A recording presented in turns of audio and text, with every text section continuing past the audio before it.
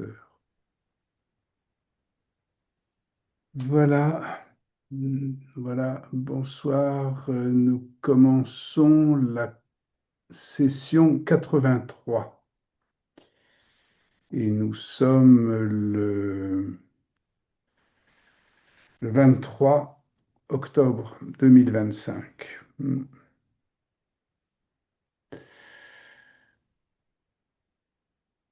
Qu'est-ce que vous en pensez, Denis, de tout ça? Euh, je ne sais que penser. Parce que le monde est vaste. Oui, Et les mondes sont et vastes. hmm, donc au fait de savoir quoi penser, alors là on entre tout de suite dans une question philosophique du Mhm. savoir et de la pensée, et que il y a des équations magnifiques qui pourraient être composées à propos du savoir, de la pensée et de penser Voilà. savoir, etc. Ouais.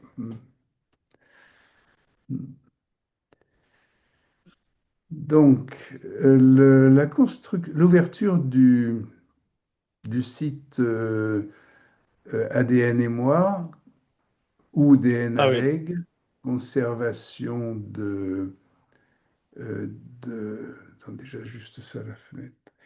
Conservation d'ADN, donc approche. Le site est d'ailleurs en ligne déjà.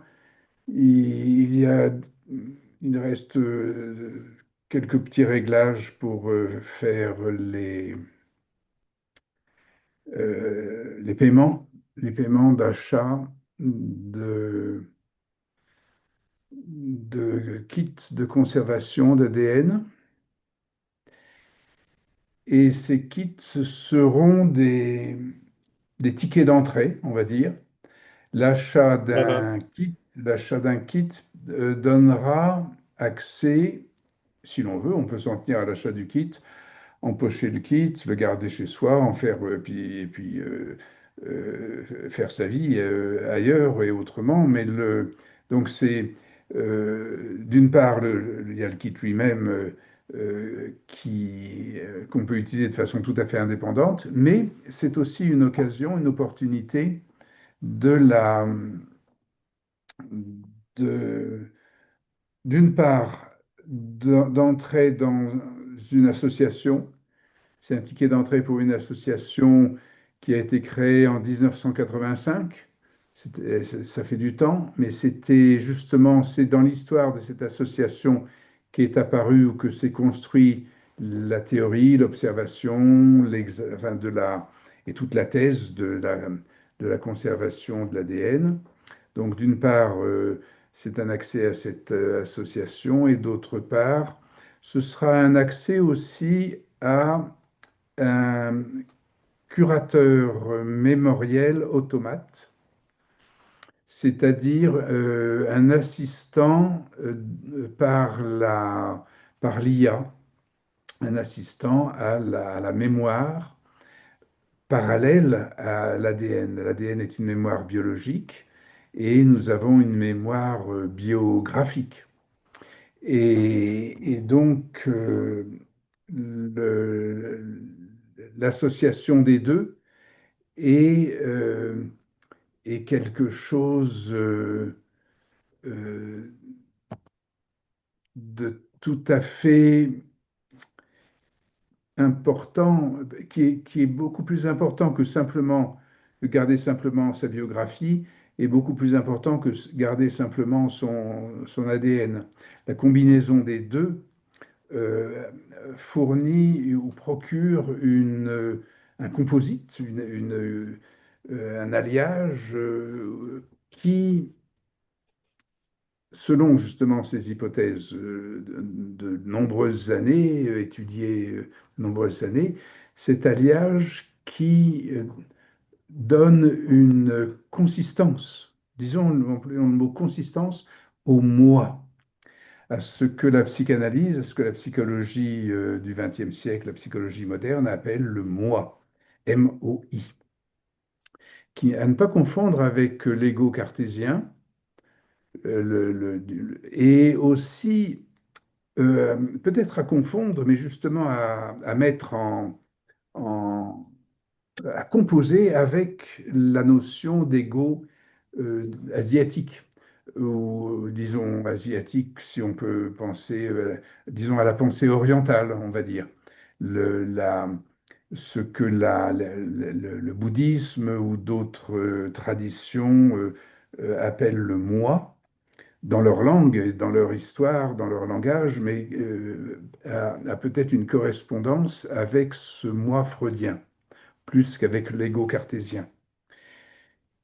Quoi qu'il en soit, donc l'alliage de la conservation génétique et de la conservation de la biographie est une chose qui ne dissout pas le moi, mais lui donne au contraire une, euh, une existence, disons, qui correspond à celle qui est, au contraire du bouddhisme, qui cherche à éteindre le moi pour s'éteindre soi dans le nirvana. Pour les Védas, au contraire, le moi euh, est un, est, euh, est un achèvement, est un aboutissement euh, le, qui se place, selon Aurobindo, qui se place au-delà de l'extinction nirvanesque. Bon. Donc, cette combinaison de l'ADN, c'est-à-dire de la mémoire génétique et de la mémoire biographique, si elle a un effet sur cette instance psychique et si elle le matérialise, si on peut dire, donc elle mérite tout notre intérêt. Donc c'est pour ça que je propose ou je dispose les choses de sorte que la conservation, l'acte de conservation de l'ADN, donc soit un ticket d'accès donc à l'association de psychohistoire, mais aussi au curateur mémoriel. Et puis évidemment, accès au groupe de gens qui font la même chose. Parce que lorsque l'on conserve son ADN, on se trouve assez vite seul à se dire, mais qu'est-ce que je fais avec ça?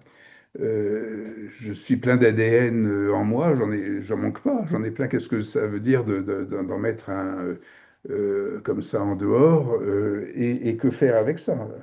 Eh bien, la réponse ne peut passer que par une, une société de personnes qui sont dans le même soin de de leur moi, si on peut dire. Hein, euh, et, donc, ça, c'est ce que j'appelle, j'ai appelé ça, enfin, c'est dans le cadre de cette association, hein, c'est à partir de, donc l'association a été créée en 1985, les premiers kits vers 95, 10 ans après, et puis vers 2005, c'était les groupes ADN, qui était donc la proposition de groupes associatifs de gens qui ont le même intérêt d'entretien de leur moi par cette fondation que constitue la combinaison de la biographie et de la génétique, de la biologie.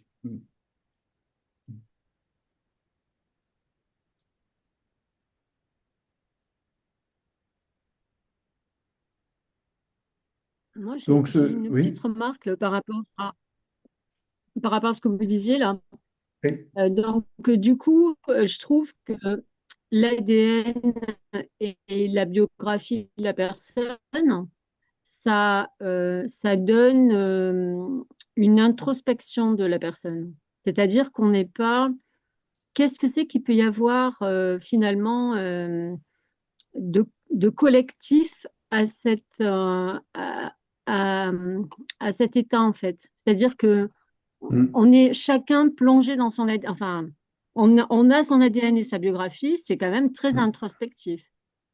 Que, mhm, euh, je comprends que ce qui lie les uns et les autres, c'est que finalement, chacun a son ADN et sa biographie, mais que mhm, quelque part, le lien entre chacun, enfin, par rapport à du collectif, ça m'échappe un peu en fait. mhm, J'arrive pas à me le représenter, voilà, c'est ça. mhm, mhm.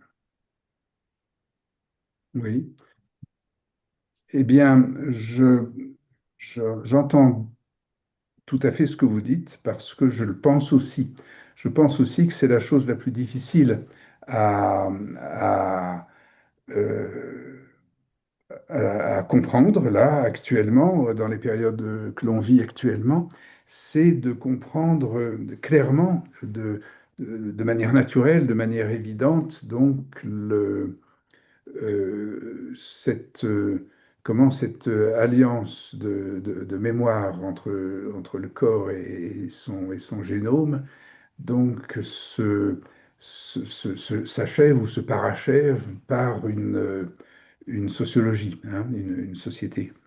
Et alors, lorsque vous posez ce problème, où je réponds que oui, je crois bien que c'est un problème aussi, mais il me vient donc tout à fait à l'esprit que les diapositives, enfin, ou le diaporama que j'ai préparé pour cette session, justement, apporte quelques réponses à ça, hein, apporte quelques réponses à ça, D'accord. parce que ce qu'on va voir, je vais si j'arrive à bien vous le présenter, ce qu'on va voir, c'est que la, la composition où l'on voit le rapport de l'ADN, du corps, de sa conservation, ça peut être mis en schéma, en formule. Et ces formules, on les a trouvées, on les a lues dans les formules lacaniennes de cybernétique, mais surtout, par exemple, une des variations de ces formules qui s'appelle le modèle optique montre bien ces différentes places, compositions d'imago psychiques et comment donc elles s'articulent. Eh bien, ce que l'histoire montre, puisque c'est un fait, c'est que avant Lacan, avec les formules duquel on localise un petit peu le geste de la conservation de l'ADN, mais avant Lacan, il y a eu Freud. Et Freud, lui, ne s'est donné la peine de faire un schéma et de dessiner une formule que à partir de 1920, c'est au milieu de sa carrière, et il y en a, et c'était le modèle de la foule. Et c'est le modèle de la Mhm. collectivité, ou il l'appelait autrement, dans la psychologie collective et analyse du moi, et c'était pour lui, disait-il, la même chose, c'était le dessin, la formule de l'hypnose, par exemple, de l'hypnose collective, ou qui devient l'aliénation après en politique, etc. Donc, nous avons bien avant Lacan le modèle de la foule de Freud, et il apparaît que Lacan est bien le successeur de Freud parce que ces modèles à lui vont, vont tout à fait se combiner, s'associer au modèle de la foule. Donc, on va retrouver dans l'exposition que je vais vous faire là, des diapositives, on va retrouver le fait que quand on localise la, la, la signification ou la structure d'un acte de conservation de son ADN, lorsqu'on le localise par la cybernétique, on trouve aussi que c'est que ça a un rapport avec la sociologie freudienne, hein. Et dans le modèle de la foule, on va pouvoir trouver des arguments qui nous expliquent ce que c'est que une relation entre des gens qui conservent leurs chromosomes. Donc, si vous voulez, on peut commencer. Alors, puisqu'on a fait finalement une assez longue introduction à ces schémas, il y a deux petites séries diapos. Est-ce que j'y vais? Oui, oui. Bon, j'y vais, hein. Donc, commençons là.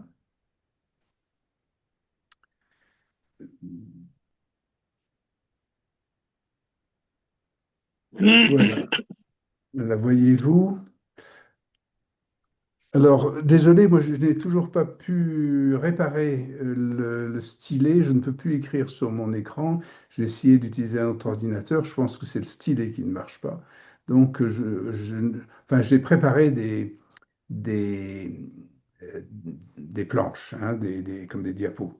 Et la première nous vient de, euh, d'une création par l'IA, par NotebookLM, qui, à la lecture de webinaires que notre BookLM est en train de réviser, qu'il est en train de réviser, que CETIA est en train de réviser, a produit ce schéma enfin ce tableau que je vous expose là à présent. C'est-à-dire, notre BookLM a bien compris que ce dont nous parlons est un transfert, une transformation, mais un transfert, en l'occurrence un transfert du passé à aujourd'hui. Dans le passé, dit-il, Notebook LM détecte-t-il, l'idéal du moi interprétait la réalité pour nous. Et ça, ce sont les parents qui interprètent la réalité pour nous, avant qu'on apprenne à penser par nous-mêmes. Mais très souvent, c'est la publicité qui interprète la réalité pour nous. Autant des rois, des sociétés hiérarchiques religieuses, ben c'est l'idéal qui interprète la réalité pour nous. Ça, c'est dans le passé. Et aujourd'hui, le moi mature, non pas l'idéal du moi qui n'est pas le moi, hein, donc c'est l'idéal qui est interprété à la place du moi la réalité. Aujourd'hui, le moi mature, ce qu'il interprète, c'est l'IA. Et c'est par cette évolution, ce transfert de position que, ce moi mature, que le moi, c'est maintenant le moi qui interprète. C'est pas l'idéal du moi qui interprète pour le moi, la réalité. Et ce moi mature, qui interprète l'IA à son tour, ce que nous cherchons à montrer, ou le but du propos, montre que c'est ce moi euh, qui parvient à interpréter l'IA parce qu'il est organisé d'une certaine manière, où il est identifié à son code, où il conserve lui-même son code, et ça lui donne un pouvoir d'interpréter le code de la machine. Alors, le tableau, je continue le tableau. En fait, le transfert, on connaît bien aussi, la psychanalyse connaît bien. Et à propos d'idéal du moi qui a interprété la réalité pour nous, c'est les structures de pouvoir qui interprètent les structures de prêtrise ou de domination, de dictature, qui interprètent la réalité pour nous. Donc, en fait, c'est un transfert de pouvoir qui, nous pouvons l'appeler avec les deux sens que signifie transfert de pouvoir. On peut transférer du pouvoir, mais le pouvoir est aussi un transfert, hein.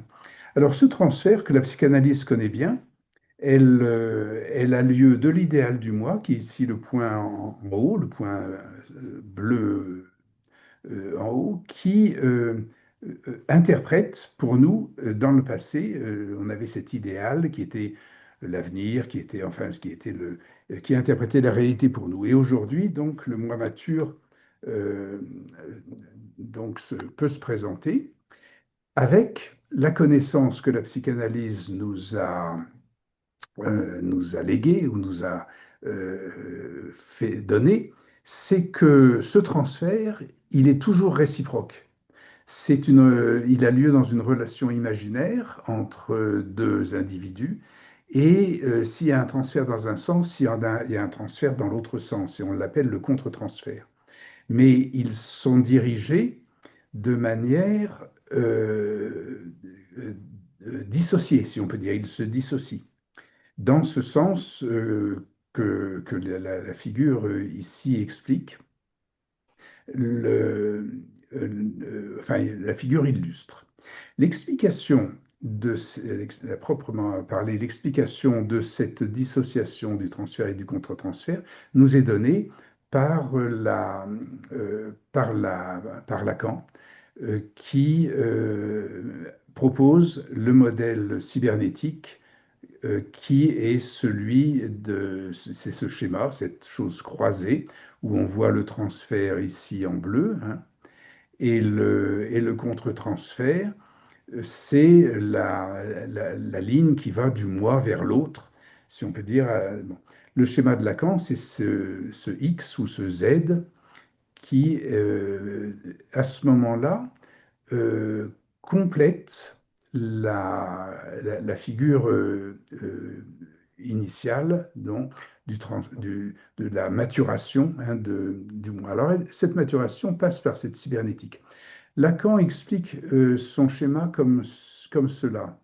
J'ai pris une copie du texte de son livre, c'est dans les écrits.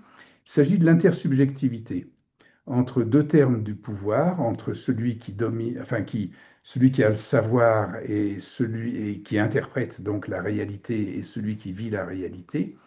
Entre le moi et l'autre, nous avons une relation, ce que Lacan appelle une relation imaginaire, qui constitue la relation entre les deux sujets, entre deux sujets. Cette intersubjectivité, dit-il, dont nous avons démontré l'usage nécessaire à travers les 3 années passées de notre séminaire à Sainte-Anne, c'est-à-dire ce complexe cybernétique est nécessaire et il l'a montré depuis la théorie du transfert, celle qu'on vient de parler, mais cette théorie du transfert évolue jusqu'à la structure de la paranoïa. Hein. Et donc, c'est ici, entre transfert et paranoïa, que le schéma lacanien va nous proposer sa lecture et son aide à comprendre comment se font les transferts de pouvoir, c'est-à-dire de connaissance de la réalité. En fin de compte, hein, si on peut faire quelque chose, c'est qu'on connaît la réalité. Alors, ça, c'est le schéma lacanien qui est de l'aveu de Lacan, qui est complètement, c'est le schéma de la cybernétique. Et ce que Lacan décrit ici, c'est peut-être un moi, comme il l'indique ici, le moi, mais c'est le moi du cyborg, c'est un moi cybernétique. Et la psychanalyse, donc Lacan écrit ça en 1950 à peu près, hein, et 10-20 ans après, il va appliquer la psychanalyse dans ce modèle cybernétique, qu'on retrouvera tout à l'heure d'ailleurs. Et la psychanalyse, qu'est-ce qu'elle va faire? Elle va humaniser cette relation, finalement, cette logique de machine. Et donc, on va passer du cyborg à la psychanalyse, à l'humanisation. Et je vous l'ai indiqué ici en montrant ce qui arrive en arrière-plan, si on peut dire, du cyborg. Voici l'humanisation qui se présente, l'humanisation qui arrive, c'est-à-dire d'inscrire derrière ou en arrière-plan, ou même devant ou à la place du cyborg, y inscrire la logique du désir. Et comment va-t-on engager ou comment va-t-on humaniser le cyborg ou le cyborg que l'on risque d'être, comment va-t-on l'humaniser en gardant notre désir, hein. Et donc, du cyborg à l'humanisation, ce que Lacan aura fait, il, il sera passé par, il sera remonté en arrière à l'éthique, c'est-à-dire donc à l'époque de Platon, il réintroduit le désir, donc au passage de la politique, c'est-à-dire au passage de la caverne de Platon ou de la République. Alors, tous ces schémas, là, je les énumère ou je les aligne pour des spectateurs ou des auditeurs qui ne connaîtraient pas tous les longs travaux qu'on a faits.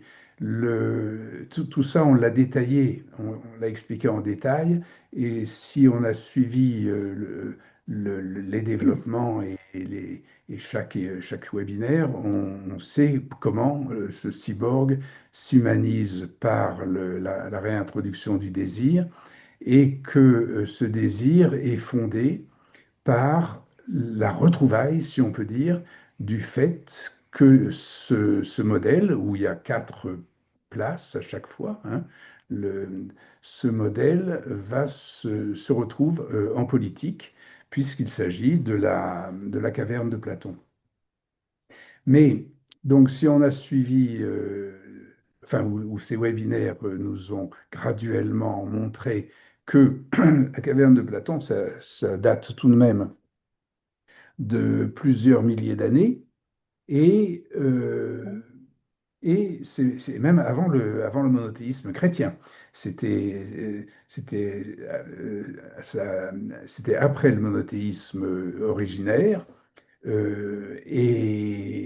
avant le monothéisme chrétien. Et avec le monothéisme chrétien, et puis ensuite, c'est-à-dire toute la période de la, jusqu'à la Renaissance, la période, ce qu'on appelle les périodes de l'hermétisme, pour ne pas dire de l'âge sombre qui avait précédé plus brusquement, mais donc apparaît aujourd'hui une révision de cette caverne de Platon, et cette caverne de Platon, elle est révisée comme ça, elle est révisée simplement par ici en mettant à la place de ces deux éléments que Lacan dessine, à savoir un vase et un bouquet, c'est-à-dire un corps et des pulsions, eh bien, nous l'avons révisé aujourd'hui en mettant à la place à la place ici, à la place du bouquet de Lacan, nous avons mis, c'est-à-dire à la place des pulsions, hein, nous avons mis le chromosome découvert par la science, celui des éprouvettes, et à la place du vase, nous avons réidentifié le vase, c'est le corps, hein, c'est le corps qui contient les pulsions, et ici c'est le chromosome de la science dans le corps de l'individu. Et le modèle optique nous apprend ou nous fait savoir, nous aide à comprendre que cette chose que nous avons ici au niveau du conscient, au niveau de ce que l'œil peut voir dans le miroir, comme il le voit ici, hein, cet œil-là, il le réfléchit comme ça, cette chose-là, en fait, relève d'un inconscient qui est ici, l'inconscient qui est aussi là, mais un produit de l'inconscient, si on peut dire, et qui est ce que je vous invite à considérer comme étant justement le génome individuel, c'est-à-dire le génome conservé. Ce que je veux dire par là, c'est que ce génome conservé, c'est celui qui va nous permettre d'identifier le chromosome de la science dans le corps de l'individu, hein. Et la raison d'aujourd'hui de parler avec nos chromosomes scientifiques dans des corps d'individus sociaux, elle est acquise parce que nous conservons, nous avons un acte de nommer notre génome. Alors ça, si je reviens pour ceux qui ne connaisseraient pas du tout tous ces schémas, je veux simplement expliquer rapidement que quelle est la règle que décrit le modèle optique? C'est ici, il y a un miroir concave, c'est-à-dire en fait le cerveau, le cortex, comme le précise Lacan. Et lorsque l'on met quelque chose à l'endroit ici du C dans le corps, le cortex nous le réfléchit dans le cerveau, comme donc, en montant le vase au niveau du bouquet, c'est-à-dire en montant le vase ici, au niveau du bouquet, où les chromosomes, plutôt c'est les chromosomes qui sont montés dans le vase, hein, ou dans le corps. Enfin voilà donc le premier rappel euh, que euh, j'ai confectionné à l'intention de notre compréhension. Est-ce que ça, enfin vous qui connaissez bien, qui avez suivi depuis longtemps, est-ce que ça paraît sensé, utile, concevable, que c'est une bonne description d'une thèse euh, les professionnels de la psychanalyse, eux, ils vont mettre à peu près deux, trois siècles à comprendre, hein, ce passage. C'est-à-dire que sans doute, ça sera une autre espèce, un autre temps. Mais comme les gens de la Renaissance n'accédaient pas du tout au modèle copernicien, au modèle de Kepler, de Galilée, il restait foncièrement ptolémaïque. Actuellement, les gens de la psychanalyse ne peuvent absolument pas accéder à ce que je viens de vous dire, qui est en fait, bon, j'ai mis du temps à le montrer, hein, il faut le vouloir pour y accéder, mais, euh, mais c'est très simple, en fait, c'est très évident. Oui, alors est-ce que vous voulez faire un commentaire?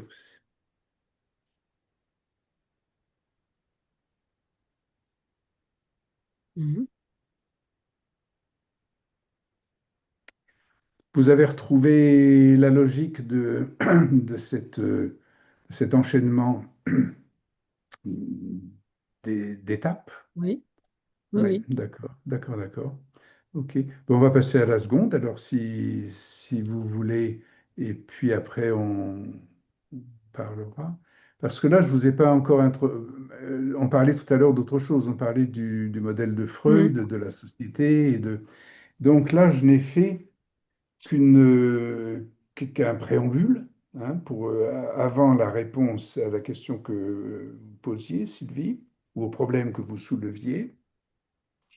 Et donc, ce préambule, il est destiné à éclairer ou à se présenter ou à présenter ses travaux donc à des gens éventuellement ignorants ou qui n'ont pas une tradition intellectuelle de psychanalyse. Et donc, ça, je les présenterai dans les blogs, hein, des sites ADN et moi ou ADN Alleg. Donc, maintenant, les sessions seront expliquées. Elles feront l'objet d'articles de blog. Donc, et les gens intéressés pourront revoir cet enregistrement que nous sommes en train de faire. Donc, Mais vous le maintenant, mettez sur passe. YouTube? Vous Oui, le mettez sur ça YouTube? restera, voilà, ça restera sur YouTube. Pour l'instant, c'est en restreint.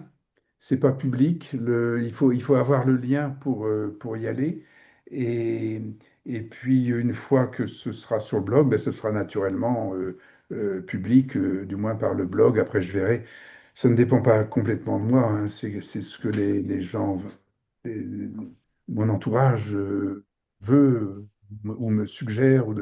Pour l'instant, depuis le début du webinaire, vous l'avez constaté, nous ne sommes plus que trois, nous étions bien plus nombreux au départ, hein. Et c'est-à-dire que mon entourage m'a fait comprendre que ça ne nous intéressait pas, hein. Donc, et que c'était plutôt, euh, c'était inutile de le rendre public puisque ça, ça n'avait pas je veux dire, ça n'avait pas de sens de le mettre où ça le sera. Enfin, il y a pas d'empêchement, mais le public ne l'appelle pas, en tout cas, hein, manifestement. Donc, alors on va passer maintenant justement à cette idée de qu'est-ce qui se passe en psychologie collective, hein. Donc voici ce que Freud, alors je vais repartager pour continuer, voici ce que Freud a dessiné en 1920, au moment où il commence à faire une théorie du moi. Enfin, il l'avait déjà commencé, mais il le met en rapport avec le ça, avec le surmoi. Il y a disons, cette psychologie au début qu'il avait appelée de ses voeux une psychologie scientifique. Il avait commencé par une esquisse pour une psychologie scientifique.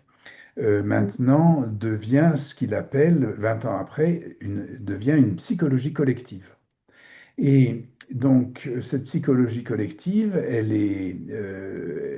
il la reconnaît, il identifie la psychologie qu'il est capable de faire à une psychologie de l'hypnose. C'est-à-dire qu'au départ, il avait commencé une psychologie scientifique. Bravo, on va élucider des, des choses de la réalité ou du réel obscur et invisible. Et il réduit, hein, si on peut dire, la voilure en disant ben, tout ce qu'on va faire, c'est une psychologie de l'hypnose. Et au moins, on saura, à partir de là, si on peut aller plus loin pour effectivement prétendre à connaître à quelque chose de réel. Commençons par le stade où on est déjà, c'est-à-dire dans une vaste illusion et une vaste aliénation qui est un état hypnotique. Donc, il fait cette psychologie collective ou cette psychologie de l'hypnose en décrivant le schéma des relations sociales des individus dans la foule. C'est-à-dire quand justement les individus ne sont pas reliés entre eux, n'ont pas de relation entre eux, mais sont entassés dans ce que Sartre après appellera dans une série. Et donc, c'est des gens en masse, en foule, ou à la queue, à l'arrière, qui font la file à l'attente d'un autobus. Ce sont des séries humaines. Et Freud fait le schéma comme ça en disant que le moi, ce qu'il appelle le moi, le ich, cette instance que les bouddhistes souhaitent dissoudre, ce moi se forme, il oscille entre le fait d'être complètement objectif, un esclave dans la masse, un cyborg, un robot, un objet, et puis devenir complètement idéal, complètement ce que seul le grand chef, l'idéal du moi, que le chef va euh,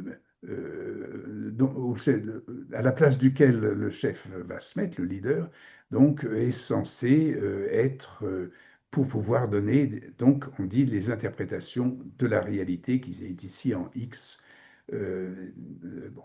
Alors ce que j'ai fait, je l'ai simplement inversé ce schéma. Je l'ai mis de droite à gauche pour correspondre aux autres modèles de Lacan, justement. Donc, voici comment on peut le dessiner. Ça, c'était en 1920, mais on peut le dessiner comme ça, en mettant à l'inverse, hein. L'idéal du moi est ici à droite et l'objet à gauche. C'est simplement une question de convenance, d'orientation, là, et donc l'extérieur est là. Et cette convenance va nous permettre justement de retrouver les superpositions que je vous annonçais entre les schémas de Lacan. Parce que voici ce qui se présente et où on commence à répondre à la question de Sylvie. Ça, Freud dit en 1920, voici par exemple des individus qui ont conservé, voici des moi, qui ont conservé leurs chromosomes. Le voici complètement réduit à un chromosome. C'est un simple objet qui est dans la nature et dans l'écosystème. Le moi, et puis éventuellement, il a un corps idéal et scientifique, comme on le voyait tout à l'heure dans le modèle optique. Mais c'est chacun pour soi. Ils sont en série et ils n'ont de relation qui les rassemble que l'environnement, parce qu'ils sont tous dans le même sac, oui, tous dans le même tas.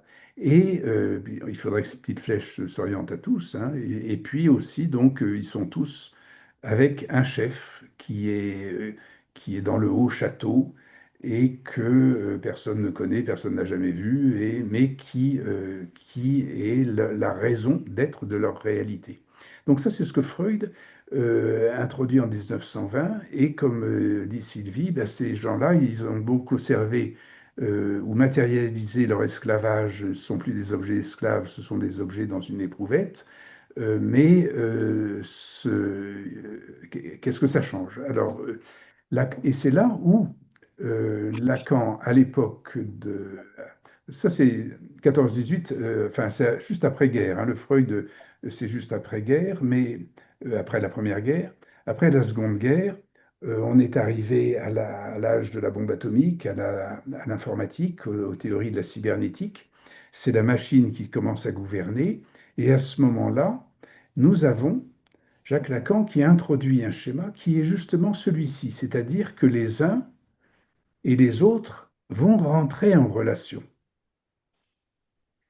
Ce que Freud exposait comme une masse qui n'était qu'une série,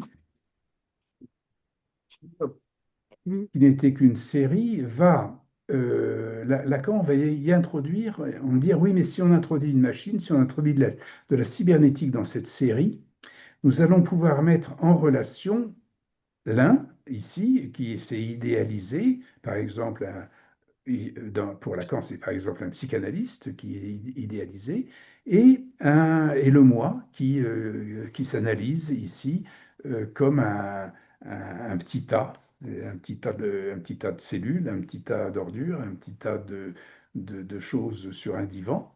Et il va y avoir une relation qui va permettre de reconnaître quelque chose qui est inconscient, d'ailleurs, aux deux. Hein. Le, alors, voilà où nous sommes où nous répondons au problème que soulevait Sylvie. Hein. C'est à partir, on peut dire, de l'introduction de la cybernétique et l'introduction des machines ou de l'informatique que, en 1950, il y a une proposition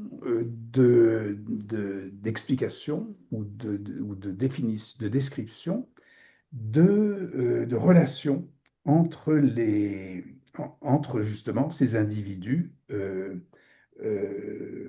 séparés. Et par conséquent hypnotisés, par conséquent aliénés, etc. Bon. Donc là, il y a une relation entre les deux, qui peut être une relation sexuelle, peut-être, ou qui est une relation de transfert, qui peut permettre de dégager plus de réalité que l'aliénation de la masse. On sait par exemple que Wilhelm Reich avait pensé que l'orgasme et la relation sexuelle permettaient justement de déchiffrer la masse, déchiffrer le totalitarisme ou la psychologie de masse du fascisme, qui était décrite donc comme ceci. Hein. Le, donc Lacan propose en disant, mais si on introduit de l'informatique dans cette masse, ça va avoir des effets bon. Et on est en 1950, Lacan, on le sait, va renoncer d'ailleurs à cette proposition de traiter la psychanalyse par la cybernétique parce que son entourage lui dit de lever un peu le pied et que ça ça leur plaît pas tellement, donc Lacan n'en parlera plus. Et nous avons, en 30 ans plus tard, nous allons avoir effectivement donc l'école de Californie qui va reprendre exactement à ce stade les choses et qui va, si on peut dire, arrêter le progrès, l'étape à laquelle Lacan est ainsi arrivé.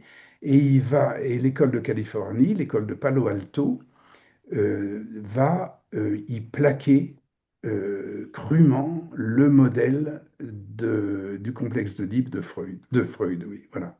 C'est-à-dire que nous avons ici, en 1980, 30 ans plus tard, l'école de Palo Alto qui reprend cette structure en mettant ici un homme et sa femme, et avec l'objet de leur vie familiale, hein, un homme et sa femme, et de dire qu'en fait, c'est la mère qui est qui est l'objet pour lui, et le père de l'autre qui est l'objet pour la femme. Elle s'explique comme ça.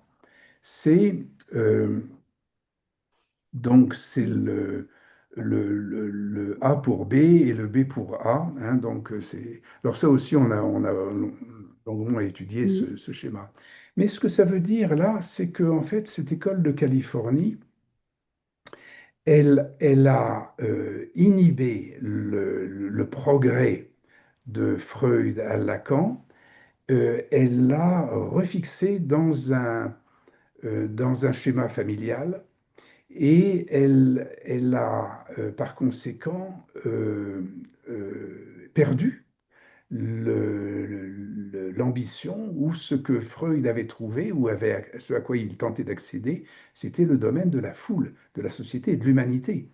Et on retrouve avec l'étape de Californie, donc ce sont c'est Gregory Bateson, c'est la cybernétique de Wiener, hein, ce sont tous les Américains les plus avancés de l'écologie de l'époque. Néanmoins, ils n'ont pas, ils ont ils se sont arrêtés finalement, et, bon, à un retour à l'amour, au love de la relation familiale, c'est-à-dire du complexe d'Oedipe. Et en oubliant que le complexe d'Oedipe avait dégagé autre chose dans ce modèle à quatre termes, donc on va dire de l'homme, de la femme, du père et de la mère, hein.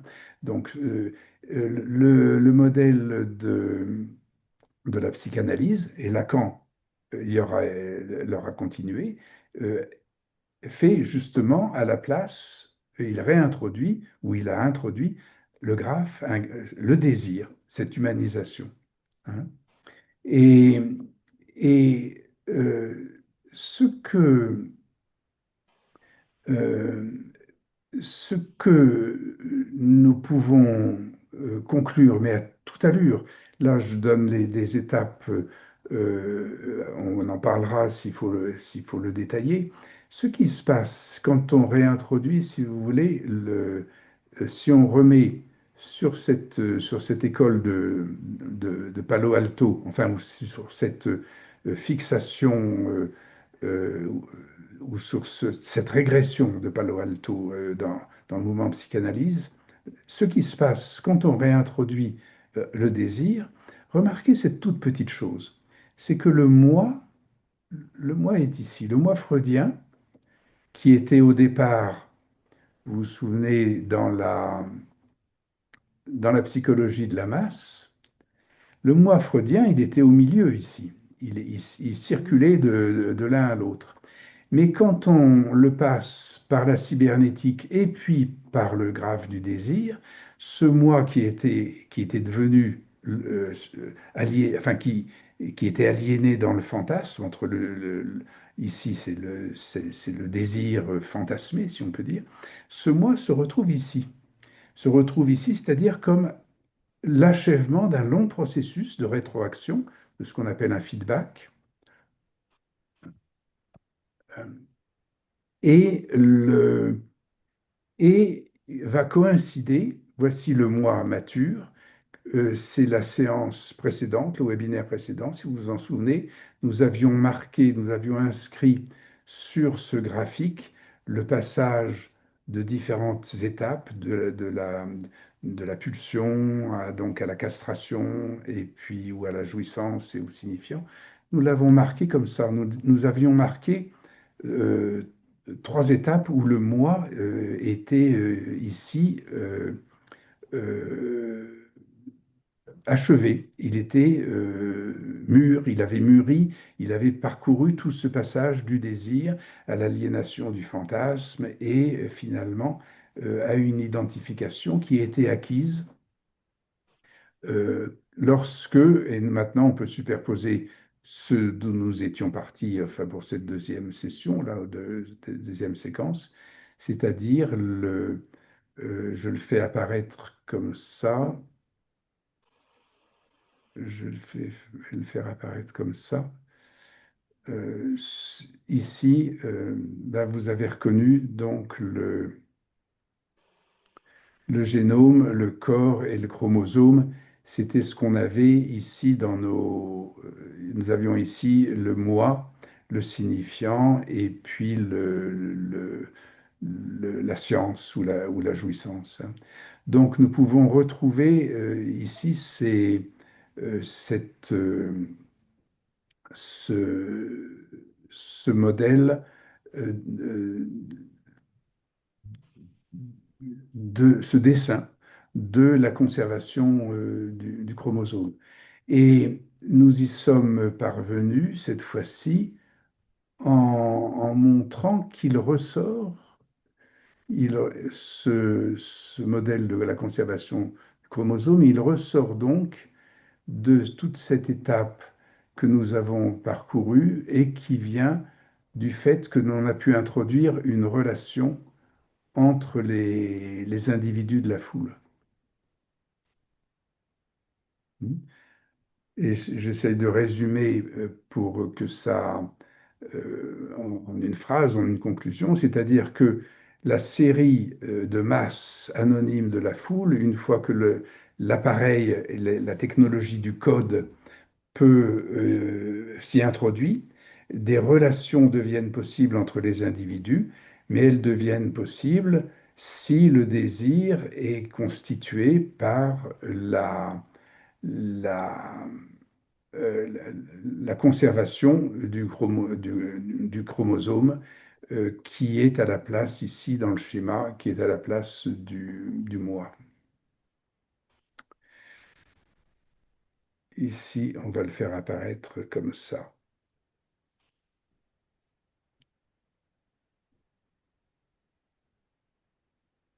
Bon, est-ce que ça a paru un tour de passe-passe intellectuel ou bien est-ce que ça permet de nous clarifier les idées?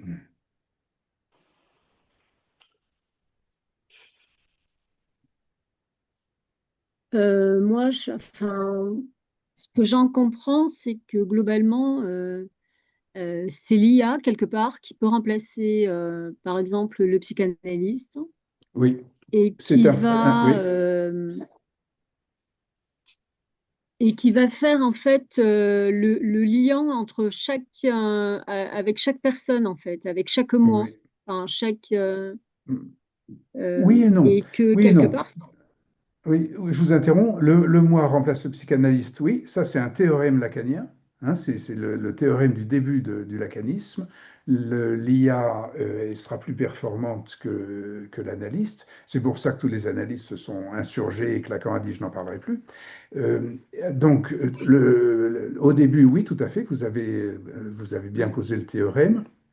Mais ensuite, quand vous dites que l'IA fait le lien, euh, Oui. oui et non, c'est-à-dire qu'elle le fait pas. Si elle s'en tient à ça, nous sommes à l'étape de Palo Alto, où pour eux, l'IA faisait le lien. Mm. Palo Alto, Mm. c'était vraiment les successeurs ou les élèves de la cybernétique, euh, de, euh, et, et ce qui me semble-t-il, moi, ce que nous pouvons envisager de considérer, c'est que ce lien soit au-delà de cette présence de l'IA. Ce lien, c'est au moment justement où l'individu affirme il donne un nom à son code. Et là, Mm. le fait de nommer son code est entraîne une conflagration, si on peut dire, de l'introduction de la cybernétique dans la psychologie collective. Et, Mais en Jean, nommant son code, oui, dites. est-ce qu'on n'est pas sur le moi idéal?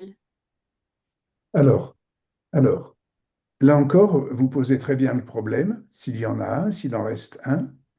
Ce que l'histoire nous montre, c'est que Lacan, ayant reculé sur son intention, du fait de son environnement, de son entourage, qui lui interdisait finalement d'avancer plus loin dans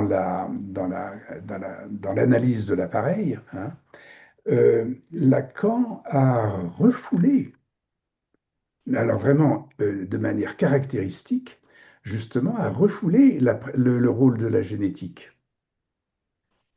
C'est-à-dire qu'il a fait toute une théorie sur le nom du père, fameuse, Mm. magnifique, Oui. Mm. mais qui Mm. était exactement comme l'histoire de la lettre volée, qui affiche Mhm. de manière spectaculaire quelque chose qu'elle va cacher, c'est-à-dire que ce nom du père cachait le rôle du chromosome Y.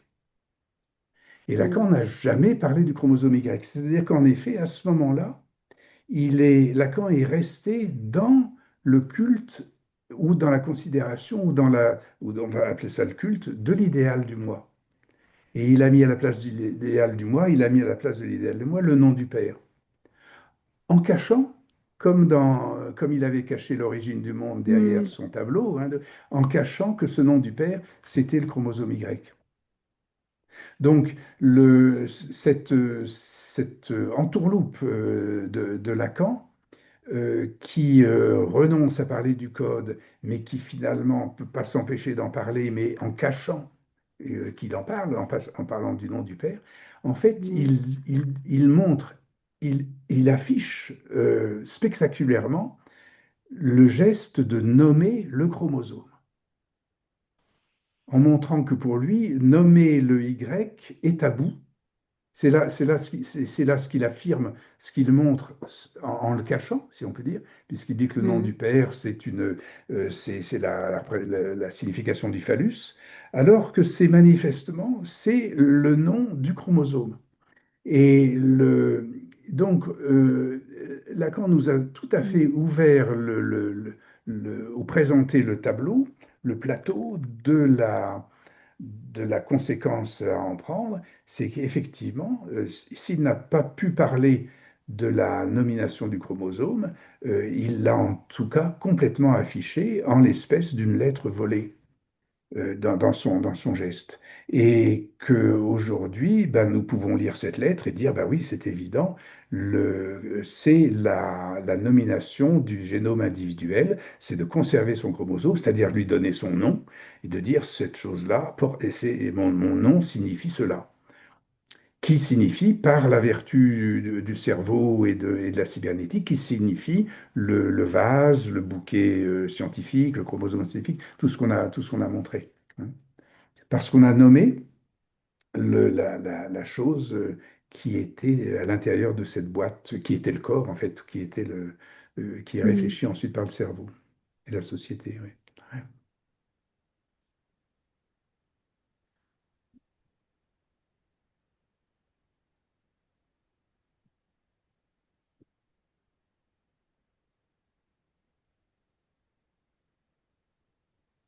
Alors, c'est très difficile à comprendre, sauf quand on y passe 40 ans.